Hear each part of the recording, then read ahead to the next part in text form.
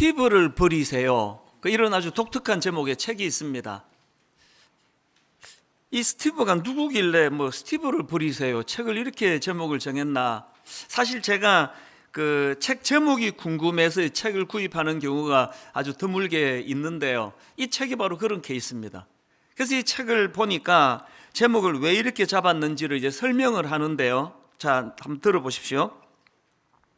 스티브는 스티브 잡스를 지칭할 수도 있고 우리 안에 있는 작은 영웅일 수도 있습니다. 또한 우리가 쉽사리 버리지 못하고 있는 편견이거나 깊게 뿌리 박힌 고정관념일 수도 있습니다. 그러면서 이제 이런 부연 설명을 붙여놨습니다. 저는 스티브를 참 좋아했습니다. 지금도 그런 마음에는 변함이 없습니다. 하지만 어쩌면 이제 스티브를 버려야 할 때일지도 모릅니다. 그래야 새로운 스티브가 탄생할 것이기 때문입니다. 그의 연설처럼 오래된 것들을 치움으로써 새로운 것들의 길을 만들어 줘야 하기 때문입니다. 참 일리가 있는 그런 내용 아닙니까? 제가 오늘 본문 말씀을 쭉 묵상하다가 이 책 제목이 떠올랐던 것은 바로 이 한 대목이요. 오래된 것들을 치움으로써 새로운 것들의 길을 만들어 줘야 하기 때문입니다. 이 책 제목이 제가 오늘 본문에서 발견한 중요한 핵심 주제 중 하나이기 때문에 그렇습니다. 그래서 이제 이 관점으로 이제 오늘 본문을 쭉 살펴보기를 원하는데요, 오늘 본문에 보면은 이제 나병 환자 한 사람이 이제 자기 병을 고쳐달라고 간절하게 주님께 애원을 합니다. 예수님은 그 호소를 외면하지 않고 그의 병을 고쳐주시는데, 그리고는 이제 이 나병 환자가 낫는데, 이게 지난주에 우리가 살펴본 내용 아닙니까? 그런데 오늘 그 본문의 그 사건은 이렇게 하고 끝이 나지 않습니다. 그리고는 이제 새로운 국면으로 펼쳐지는데, 예수님께서 그 병 고침 받은 나병 환자에게 45절에서 아주 엄중한 명령을 하나 내리십니다. 자, 43절부터 보십시오.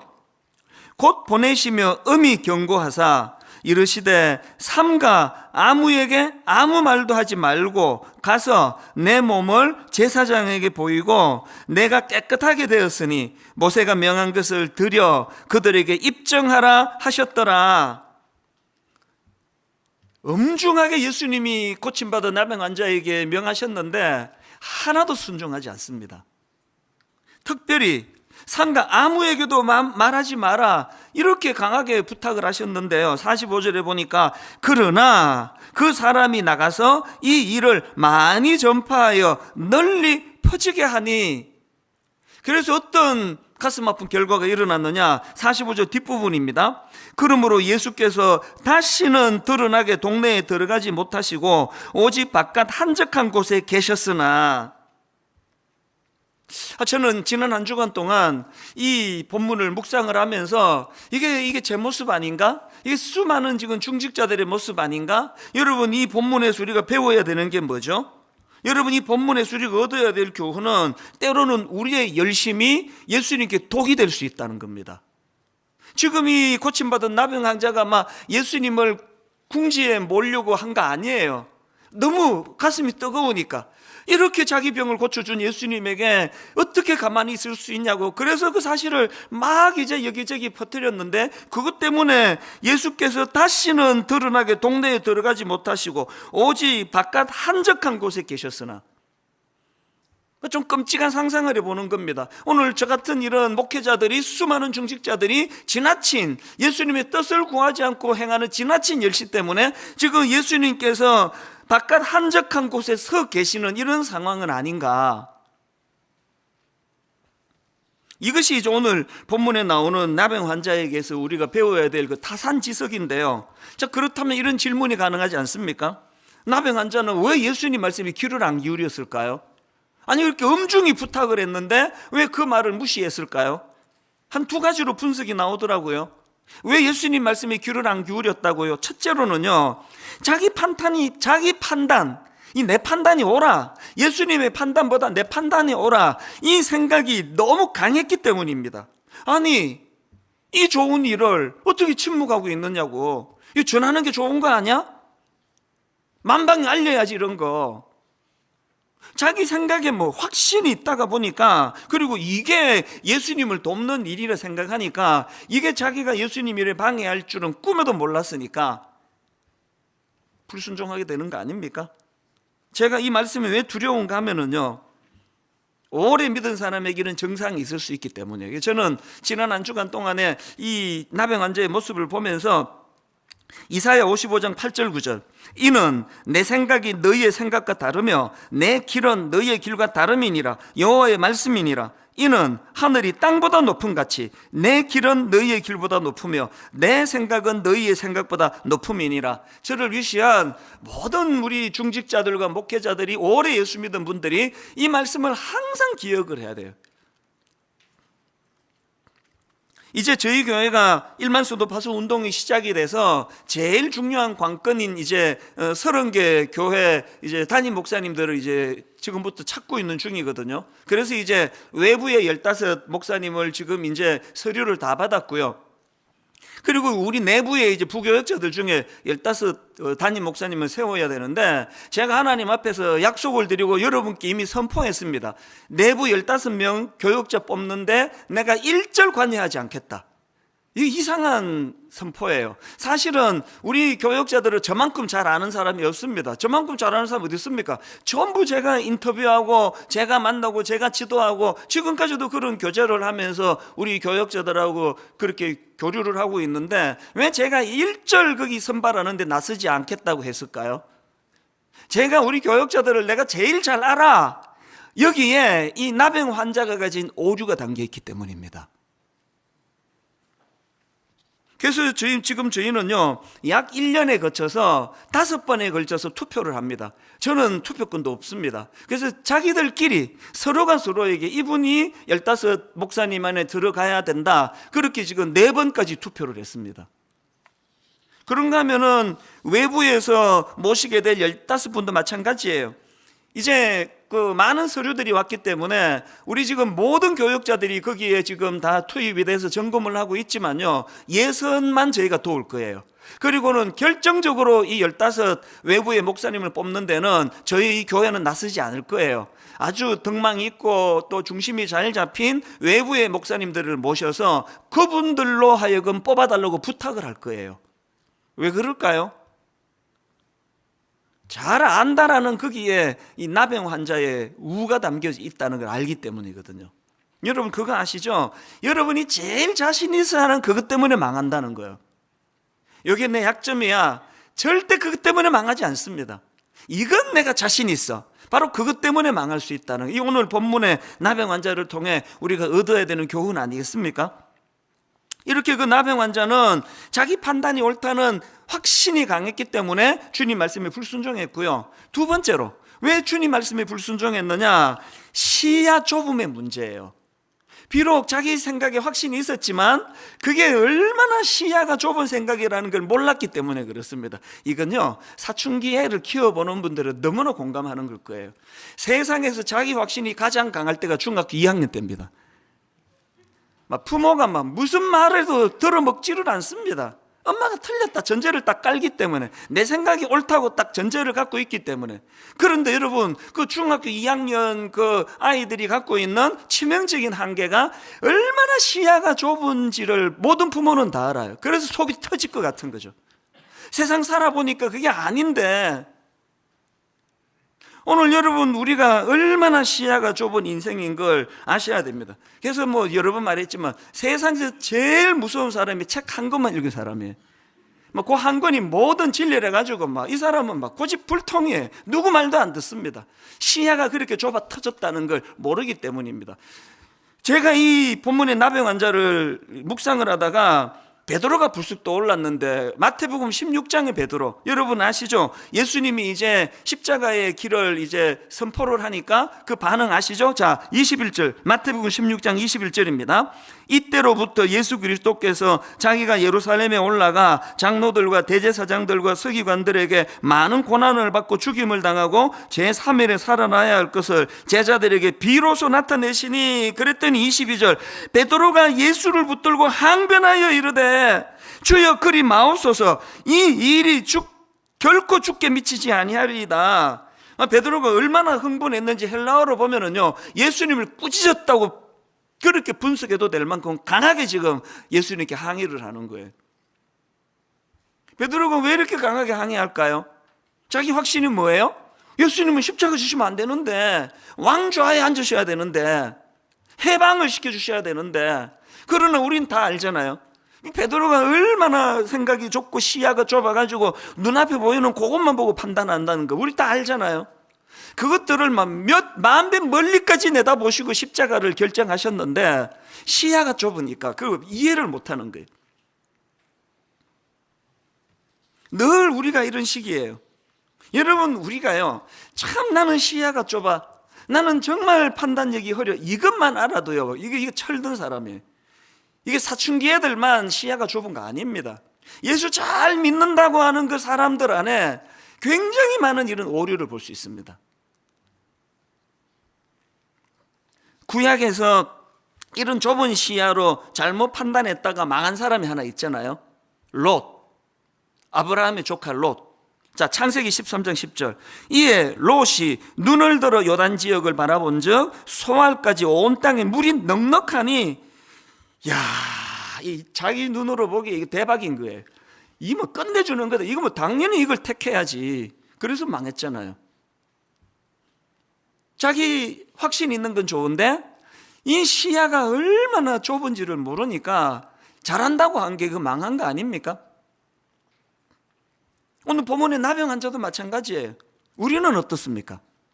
왜 여러분 제가 이 본문을 가지고 지난주와 이번주 2주에 걸쳐서 설교할까요?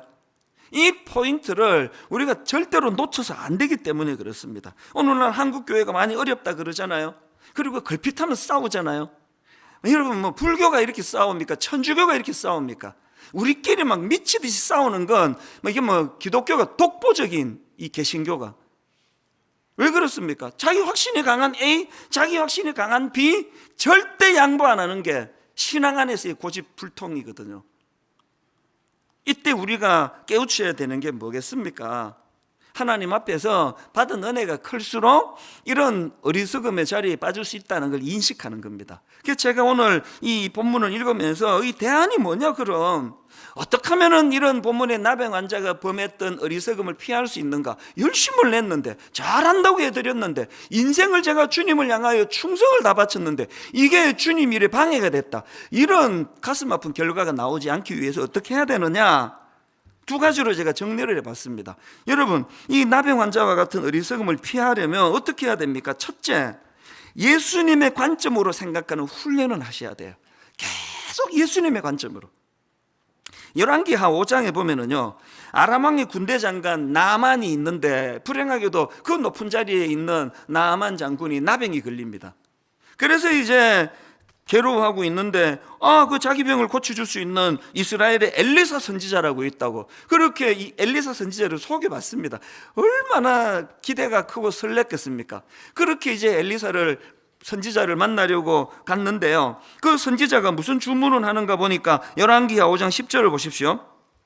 엘리사가 사자를 그에게 보내 이르되 너는 가서 요단강에 몸을 7번 씻으라. 내 살이 회복되어 깨끗하리라 하는지라. 그랬더니 나만 장군이 분노하는 거예요. 왜 분노하는지가 11절에 나옵니다. 나만이 노하여 물러가며 이르되 내 생각에 나오죠. 내 생각에는 그가 내게로 와서 서서 그의 하나님 여호와의 이름을 부르고 그의 손을 그 부위 위에 흔들어 나병을 고칠까 하였노라. 지금 왜 분노했습니까? 자기 생각의 방식대로 안 한다는 거예요. 저는 여기 나오는 나병 환자를 보면서 일부 우리나라 그 환자들 생각이 떠올라요. 의사 선생님이 들은 얘기인데요, 우리나라 환자들이 너무 많이 알아서 문제래요. 그래서 이제 감기가 걸렸는데 이제 그 의사 선생님하고 이제 어디가 아프십니까? 그러면 이렇게 말한대요. 지금 두통이 조금 있고 콧물이 나오고 이래가지고 이 약을 처방해 주세요. 그런데요, 안 웃는 분들이 다 그분인가 봐요. 왜 이렇게 안 웃으세요? 지금 처방도 자기 다 갖고 있는 거예요. 그래서 자기가 원하는 방식대로 처방을 안 해주면은 그 의사를 불신하는 이런 코미디 같은 일이 지금 나만 장군이 보이는 겁니다. 자기 논리가 얼마나 정확한지를 나만 장군이 12절에 연이어 이렇게 설명합니다. 다메섹 강 아바나와 바르발은 이스라엘 모든 강물보다 낫지 아니하냐. 내가 거기서 몸을 씻으면 깨끗하게 되지 아니하려 하고 몸을 돌려 분노하여 떠나니. 그거 아세요? 여러분, 여러분이 분노하는 대부분의 분노가 그게 공정치 못하다는 걸요. 여러분이 누군가에 대하여 울분을 터뜨리는 그것들이 진짜 공정한 건지 어떻게 확신하세요? 우리도 자칫하면 이 나만 장군처럼, 또 오늘 본문에 고침받은 나병 환자처럼 내 생각은 강하면 강할수록 그런 배우자가 있는 가정은 진짜 어렵습니다. 아니, 이 나만 장군 같은 남편이라 생각해 보세요. 이 나만 장군 같은 아내라고 생각을 해보세요. 도대체 자기 생각이 딱 못 받고 있어가지고 남의 말을 들어 먹으려고 하질 않는데,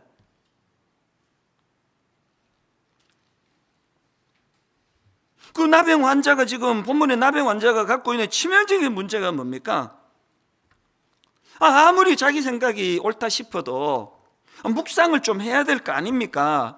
내 생각은 퍼뜨리면 좋을 것 같은데 예수님은 왜 말하지 마라 그러시지? 그거 좀 고민해야 되는 거 아닙니까? 뜻을, 우리로 말하면 기도하면서 뜻을 좀 구해야 되는 거 아닙니까? 여러분, 고침받은 나병 환자에게는 그게 없어요. 그냥 그러나 그러면서 해버리는 거예요. 저같이 좀 성격이 급한 사람들이 신앙생활에도 항상 실수하기가 쉬워요. 막 해버리는 거예요. 해놓고 생각을 해놓고.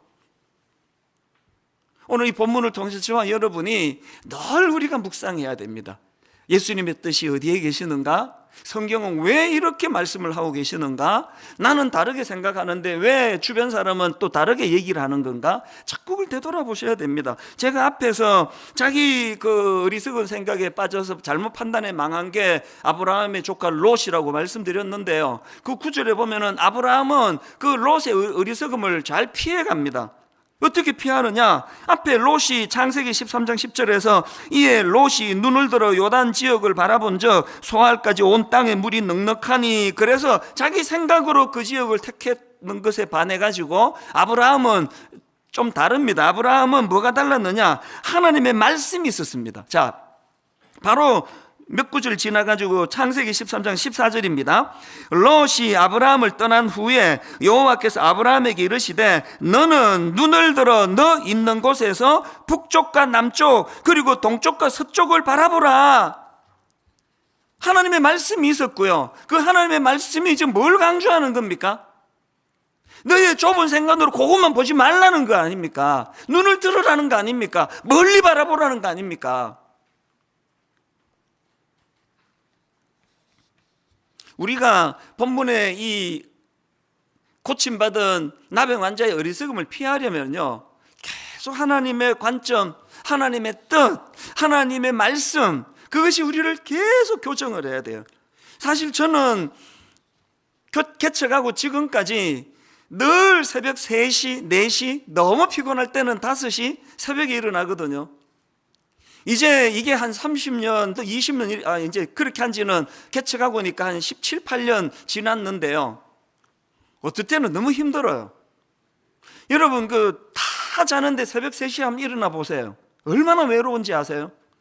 진짜 적막합니다. 오늘도 제가 그걸 경험했는데 너무 마음이 스산해요. 그리고 또 저는 일찍 일어나려고 9시에 자기도 하고 8시 반에 자기도 하고 막 오래 머물면 10시에 자고. 우리 집은 전부 다가 심야형이에요.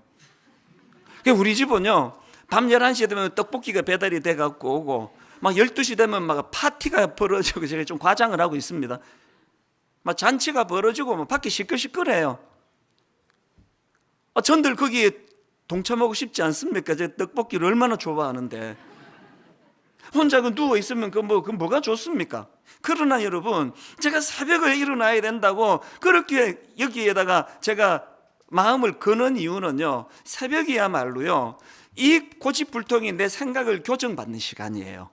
그 시간을 반드시 거쳐야 하나님의 관점, 하나님의 생각으로 저를 돌아볼 수 있거든요. 그래서 저는 욱하는 다혈질이라 가지고 교역자들한테 그 전날 오후에 막 소리 질러 놓고, 그 다음날 오전에 사과하고 이런 적이 꽤 많았습니다. 새벽에 교정을 받으니까요. 여기 다혈질이신 분들은요, 저하고 같이 자고 같이 일어나고 그랬으면 좋겠습니다. 자꾸 하나님의 생각은 어떠하실까? 하나님은 어떻게 하기를 원하시는가? 하나님의 관점으로 자꾸 묻는 시간이 필요하다는 말이에요. 고요한 가운데 어제 제 모습을 쭉 정리를 해보면은 참 부끄러운 게 또 올라지고, 얼마나 내가 속이 좁았는지, 얼마나 내가 참 미숙한지, 그런 것들을 다 점검을 받는 거거든요.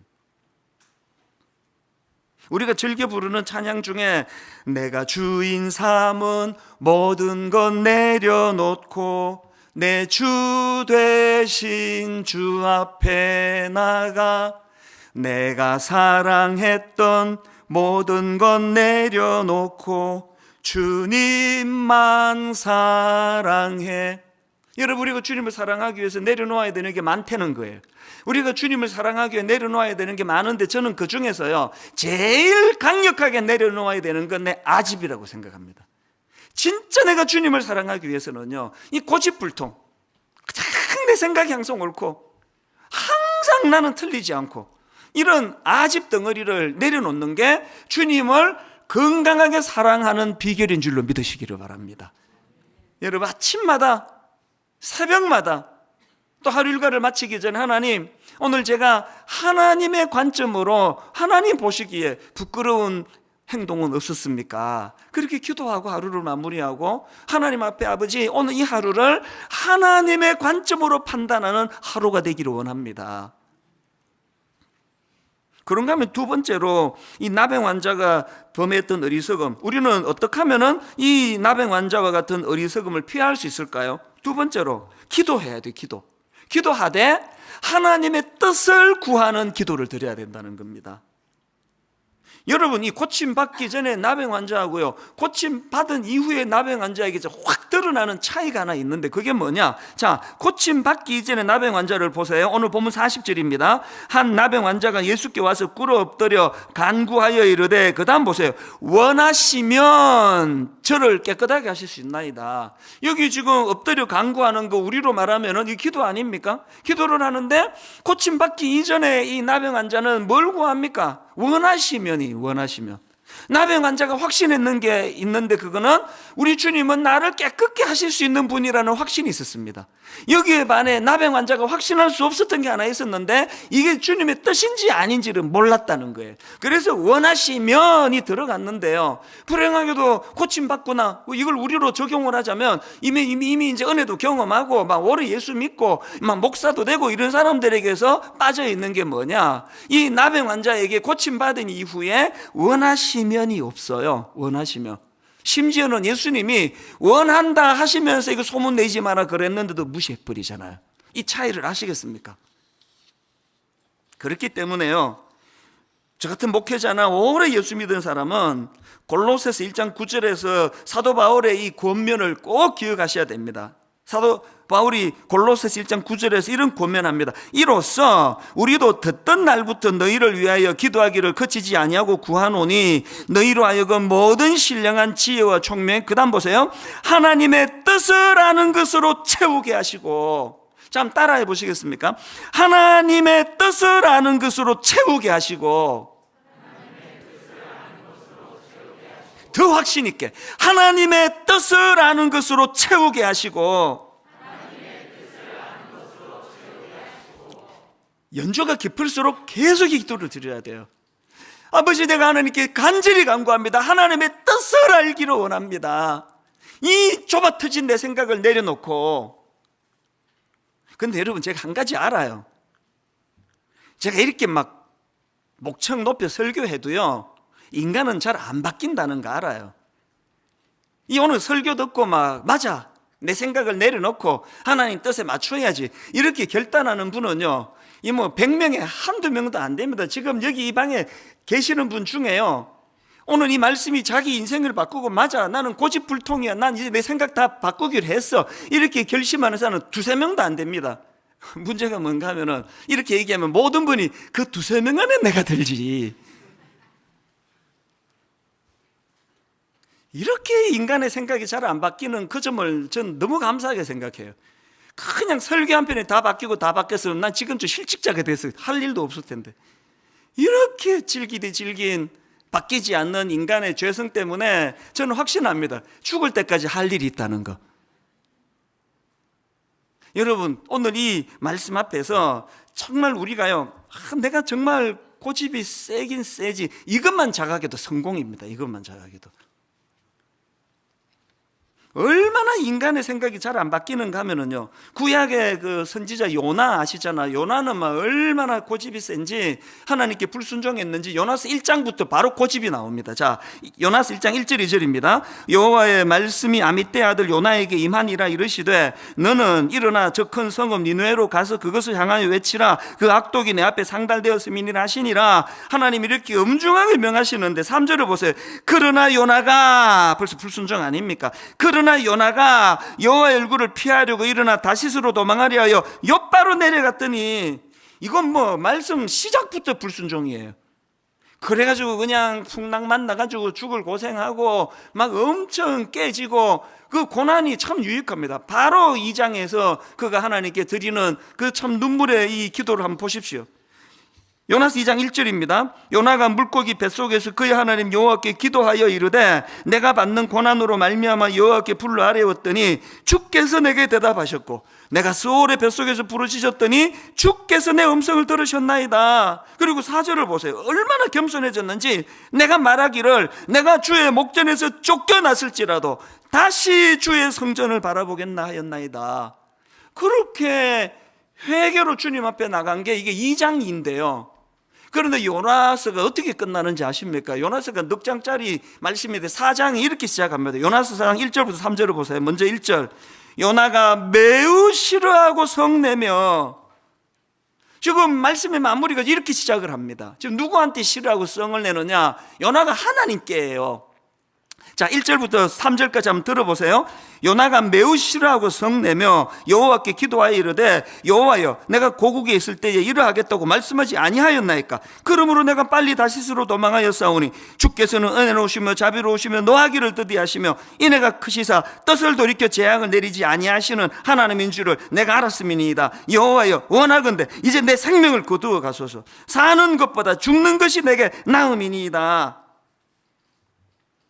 2장에서 그렇게 자기 생각을 회개하고 이제 주님 앞으로 나가겠노라 그랬지만요, 그게 요나를 바꾸게 하지 못했다는 걸 4장에서 알 수 있는 거 아닙니까? 여러분, 요나스가 참 특이하게 끝을 맺습니다. 요나스가 어떻게 마무리 짓는가 하면은요, 자, 4장 8절에도 보십시오. 해가 뜰 때에 하나님이 뜨거운 동풍을 예비하셨고 해는 요나의 머리에 쪼임에 요나가 혼미하여 스스로 죽기를 구하여 이르되 사는 것보다 죽는 것이 내게 나으니이다 하니라. 요나스가 어떻게 끝나는지 아세요? 이 원망 앞에 하나님이 또 설명을 해주시고 그렇게 그냥 끝도 없이 끝나버리는 게 요나스예요. 저는 이 요나스 읽으면서 불길한 예감이 하나 들어요. 내가 죽을 때까지 이렇게 하다가 하나님께 그냥 고집 부리다가 인생이 끝나겠구나. 그걸 깨닫게 하는 게 요나서라고 저는 생각을 합니다.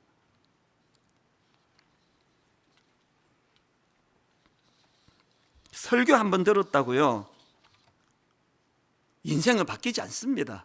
얼마나 견고하게 굳어져 있는 그 자기 생각. 그래서 여러분, 오늘 이 말씀 앞에서 우리는 늘 하나님 앞에 그 사도 바울의 기도, 하나님의 뜻을 아는 것으로 채우게 하시옵소서. 하나님의 뜻을 분별하기를 원합니다. 오늘 이 시대는요, 너무나 혼미한 시대이기 때문에, 지금은 다원화 시대라 그러잖아요. 진리가 하나가 아니라고 주장하는 시대 아닙니까? 뭐 걸핏하면은 이 혼란에 빠지기 때문에 계속 하나님의 뜻을 사모해야 됩니다. 우리 모두는 다 영적으로 깨끗함을 받은 나병 환자이기 때문에 우리는 이거 아셔야 됩니다. 오늘 이렇게 변화받은 우리 앞에 예수 그리스도의 엄중한 명령이 있다는 걸 우리 기억하셔야 돼요. 내 멋대로 살면 안 됩니다. 엄중한 명령이 저와 여러분 앞에 있습니다. 때로는 침묵해라, 때로는 가서 전해라. 늘 그 하나님 말씀 앞에 민감하게 반응해야 됩니다. 그러지 않으면 이건 뭐 너무나 당황스러운 시대. 이런 점에서 제가요, 오늘 우리 전 교회적으로 기도 제목 하나를 드리고 싶습니다. 지금 저도 그렇고 많은 분들이 이 차별금지법 문제로 진짜 걱정을 많이 하고 있습니다. 기도하셔야 돼요. 아니 뭐 차별하지 말자는데 이게 뭐가 나쁘냐고. 그렇죠. 그걸 누가 반대합니까? 그런데 이 미국을 가만히 보니까요, 이 차별금지법 안에 독소적인 것 몇 개가 들어있는데 이게 엄청난 종교 탄압이 될 위험이 있더라는 거예요. 그래서 이제 이 차별금지법 안에 이 독소 조항들을 이거를 없애지 않으면 안 된다고 기도를 하고 있는 거 아닙니까? 많은 분들이 이것 때문에 수고하고 계세요. 왜? 이제 이게 차별금지법이 이게 다 통과가 되면, 이게 자칫 잘못하게 되면은 이제는 설교 시간에 동성애가 죄다 뭐 이런 얘기 꺼내면 이게 실정법을 위반하게 되는 거예요. 교회에서 그런 거 함부로 이야기 못 하게 됩니다. 죄에 대하여 설교가 이제 어려워질 때가 오는 거예요.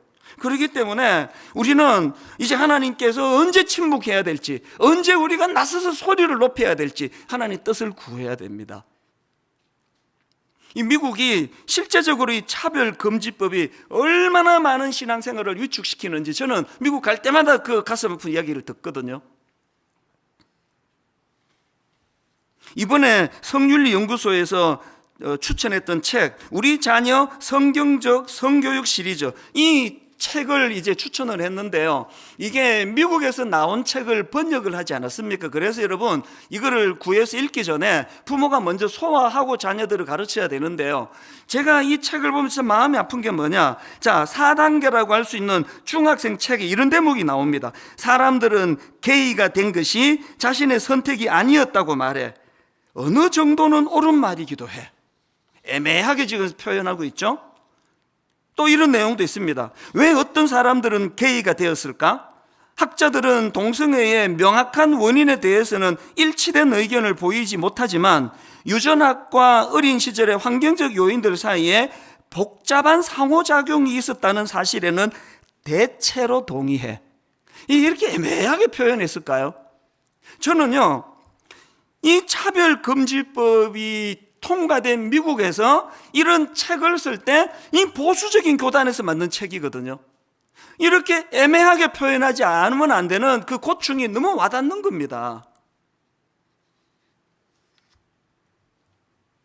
제가 이 책을 오늘 그 본문을 가지고 이걸 성도에 누가 진지하게 나누어야 되겠다고 한 건요, 이런 맥락을 모르고 이 책을 그대로 다 인용하면 자녀들에게 자칫 잘못하면 독을 먹이게 되는 거예요. 성경은 동성애를 죄라고 말하고 있기 때문에 우리는 성경의 기준으로 분명히 가르쳐야 돼. 애매하게 말하면 안 됩니다.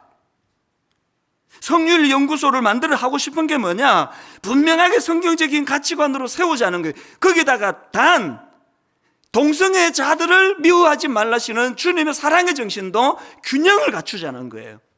이것도 취하고 저것도 취하기가 얼마나 어려운지 아십니까? 맨날 이쪽에도 욕먹고 저쪽에도 욕먹는 게 그래서 그런 거 아닙니까?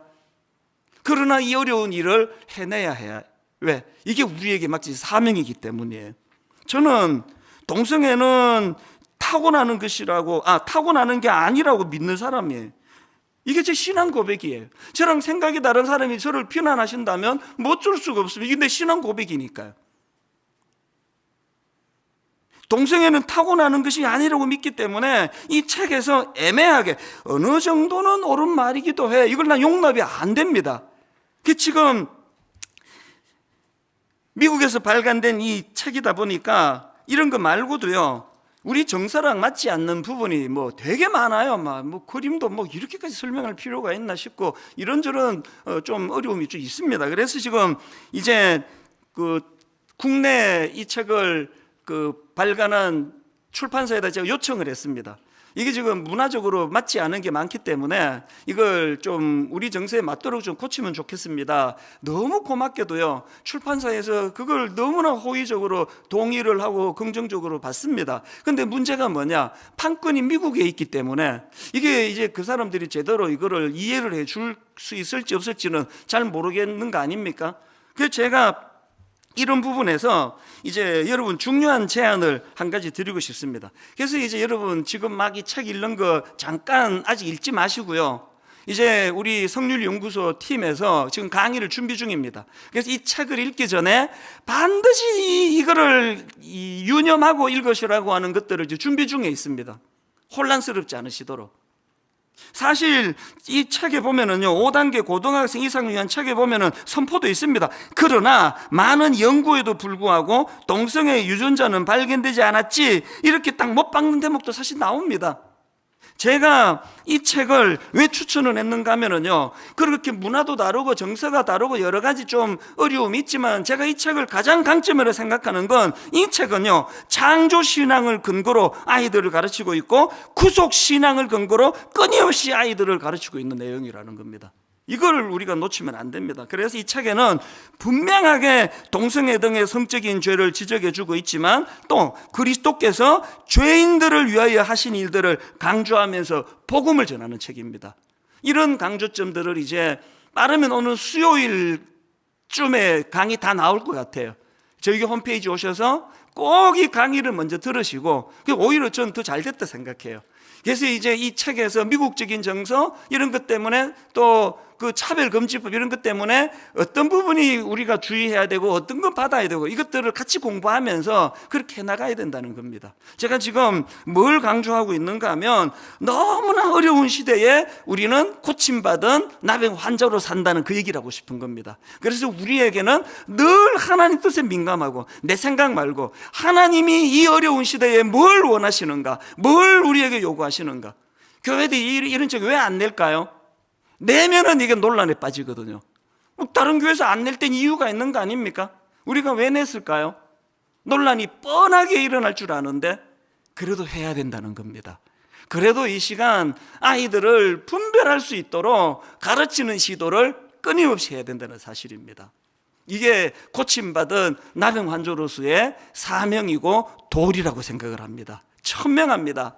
분명 우리 교회는 좌로나 우로나 치우치지 않는, 성경이 말하는 죄에 대해서는 죄라고 선언하고, 그럼에도 불구하고 사람은 미워하지 않는 너무너무 어려운 두 마리 토끼를 다 잡아내기를 원합니다.